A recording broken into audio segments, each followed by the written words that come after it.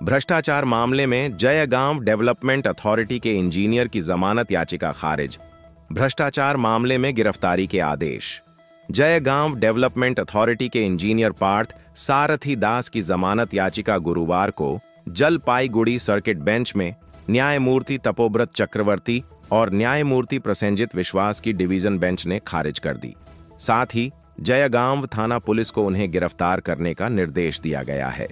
उन पर बिना उचित टेंडर प्रक्रिया के अपनी पत्नी की कंपनी को ठेका देने और अथॉरिटी की 28 महत्वपूर्ण फाइलें गायब करने का गंभीर आरोप है।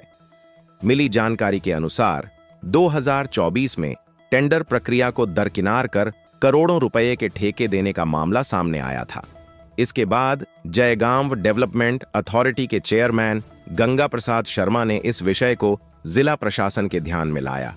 उनकी लिखित शिकायत के आधार पर पुलिस ने जांच शुरू की, जिसके बाद तत्कालीन अतिरिक्त जिला अधिकारी को भी पद से हटा दिया गया। आरोप है कि 2021 से 22 और 2022 से 23 वित्तीय वर्षों में 28 परियोजनाओं के लिए एक ही कंपनी को करोड़ों रुपये के ठेके दिए गए थे। इतना ही नहीं, अलीपुरद्वार की एक ठेकेदार कंपनी को बिना किसी कार्य के लाखों रुपए का बिल पास कर दिया गया था। सरकारी वकील अदिति शंकर चक्रवर्ती ने और महत्वपूर्ण जानकारियां सुन लेते हैं। ওটা আজকে জাস্টিস তপব্রত চক্রবর্তী এবং জাস্টিস প্রসেনজিৎ বিশ্বাসের ডিভিশন বেঞ্চে ওটার হিয়ারিং ছিল। 3 দিন ধরে হিয়ারিং চলছিল, আজকে ফাইনাল কনক্লুশন হলো। ওটা যেটা অ্যান্টিসিপেটরি বেল ওটা প্রেয়ার করেছিল অ্যাসিস্ট্যান্ট ইঞ্জিনিয়ার জয়গা ডেভেলপমেন্ট অথরিটির পার্থ সারথী দাস, তা ওটা রিজেক্ট হয়েছে।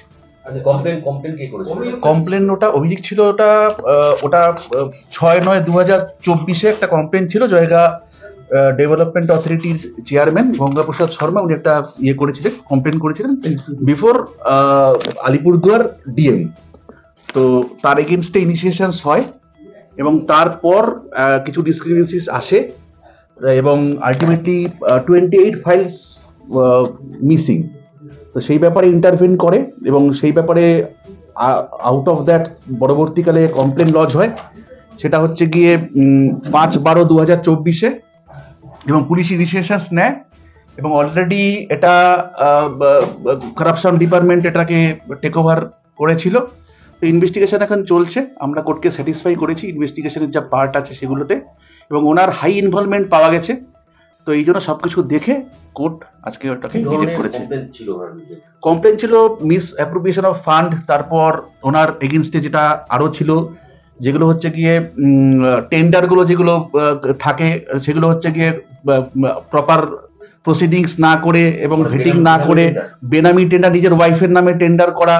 প্রায় আমার কেস হিস্ট্রি থেকে আমি দেখতে পাচ্ছি প্রায় 5 lakh something mosquito net purchase, ওটা নিজের ওয়াইফকে উনি করেছেন। তো lots of allegations is there.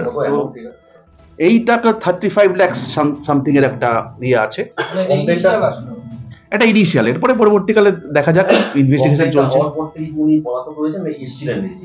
না না না না, উনি পুলিশ অ্যারেস্ট উনি এড়ানোর চেষ্টা করছেন।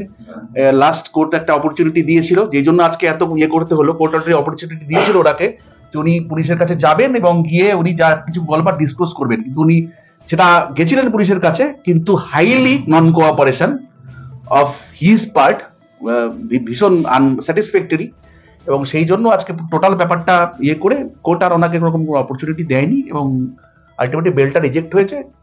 এবার আইনের পথে চলবে। হ্যাঁ, ভীষণভাবে কাস্টোডিয়াল ইন্টারোগেশনের দরকার আছে। এই জন্য তো আমরা আজকে কোর্টকে আমরা এই ব্যাপারেই আমরা করেছি যে আমাদের দরকার আছে এবং আমরা এটা স্যাটিসফাইড করতে পেরেছি কোর্টকে যে ওনার কাস্টোডিয়াল ইন্টারোগেশন দরকার। তদন্তে পুলিশের সাথে কোনো সহযোগিতা করেননি? না, পুলিশের সঙ্গে কোনো সহযোগিতা উনি করেননি। ওরা কোনো সদুত্তর উনি দিতে পারেননি, এই ফাইলগুলো কোথায় এবং কেন উনি করেছেন কোনো সদুত্তর উনি দিতে পারেননি।